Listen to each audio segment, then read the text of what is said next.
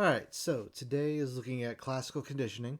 This is the most basic way that we learn and adapt to our environment. And let's just dive into it. So, classical condition is this: a person's or animal's old responses becomes attached to a new stimulus. This is a form of learning, and when we talk about learning in psychology, this is really what we're talking about: a relatively permanent change in behavioral tendency that results from experience. So this is the guy that kind of got it all started, Ivan Pavlov. He discovered classical conditioning almost by accident. What he wanted to do was learn how a dog's digestive system worked, and during the process, though, he became interested in how a dog anticipates food. So if you have a pet, if you have a dog, cat, whatever, you've been in this situation when you are going to get the dog food or the cat food, you notice your pet will begin to anticipate it. It knows when it's about to be fed. That is the thing that got Pavlov going. Huh, this is interesting. I want to look into this. And then after that came John B. Watson, and he is kind of seen as the father of behaviorism. But what he thought was people were taught by stimulus, so people are taught by the things that they experience. And he kind of disdained mentalistic concepts of learning because back, around this time, and some people still say this, um, we learn things kind of rationally. We kind of think things through, the things that we learn. He ultimately kind of rejects this idea. Some psychologists say it's there, some psychologists say it's not, but this is one of those ongoing debates. And and he was very, very absolutist in kind of everything is taught by conditioning. So today, most psychologists today, they kind of dispute this. They think it's some sort of balance. It's a balance between the things that we kind of actually think about and learn, and the things that we just experience and learn from that. So it's a balance, kind of like the nature nurture debate. Are we all genetic as far as our behavior and thoughts, or is it all taught to us? So Watson was kind of on the extreme of everything is taught to us. Today, most psychologists, they say it's some sort of balance. So the experiment that Pavlov did was this: he used a tuning fork. A lot of people say it was a bell, but that's more of a kind of false memory, the Mandela effect. We'll get to that later. But what he used was a tuning fork, and the tuning fork was what he called a neutral stimulus. And what he did was he would ring the fork just before serving the food to his dogs. And this was the unconditioned stimulus because, again, an animal is going to respond how they respond to an animal. You don't have to teach them to get excited over food. And then dog salivating is the unconditional response. It's called the UCR. This is the reflex. And kind of the big question that he was trying to ask was this: how will the dog react to the sound of the tuning fork and no food? That was kind of what he wanted to get to eventually.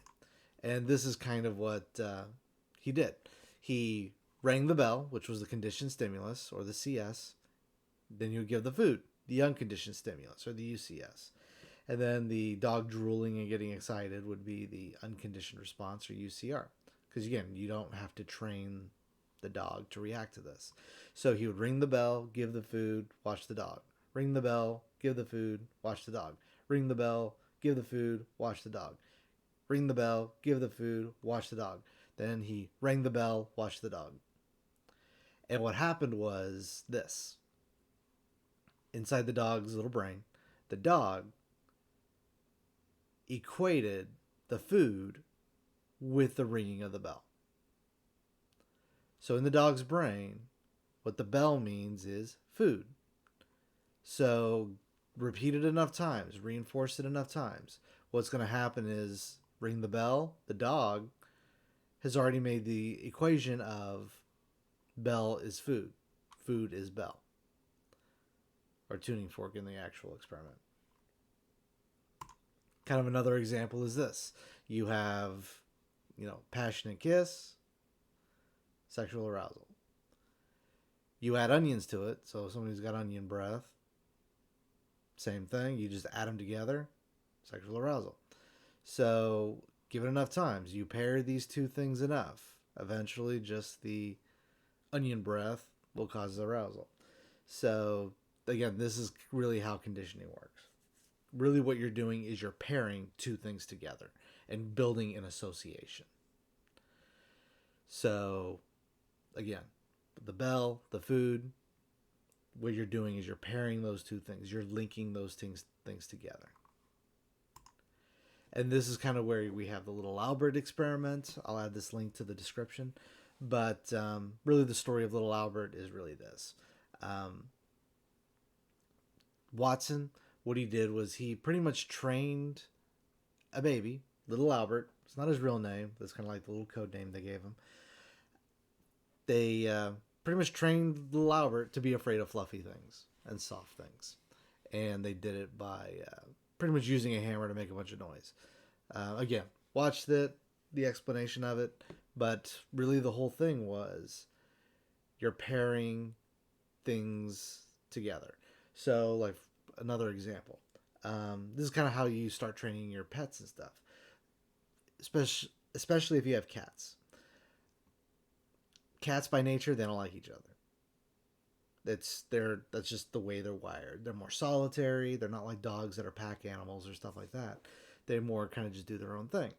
So what you do if you're gonna have two cats be introduced together, like you say you have a cat already and you want to get another one, you don't just put them together and go be nice. They're not gonna like that. So what you do instead is you pair the other cat with something that they like. So what's really common for owners to do is they will feed them at the same time. They'll divide them. They'll maybe put one in like a net area and the other one will be free. It's like the one that you've had for a while, you let him roam. The new one you kind of put in a more contained environment.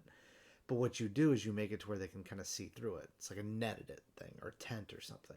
And then what you do is you feed them, but when you feed them, you make sure you feed them in a way where they can look at each other while they eat. So what you're doing is you're building an association with, you see the other cat, the one cat sees the other cat. What they're doing is, and what's happening is while they're eating, they're building a kind of positive association with the other one. So they equate the other cat with food, something pleasurable, something they like. And then you do that enough times, and they say give it a couple weeks of doing this. You do it for a couple weeks. Eventually, what's going to happen is the cats will build an association that's something that they like with the other cat.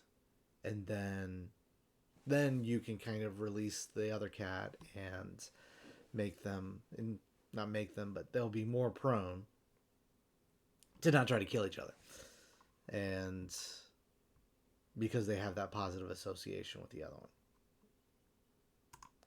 And that's pretty much it in a nutshell. This is the short version of conditioning, kind of what goes into it. There are a few other little aspects to it that we'll explore a little later. Mainly more how it builds from this to being what we call operant conditioning. Because with operant conditioning is you use the associations you build in classical conditioning to actually begin to shape behavior along a certain path. And that's about all for this.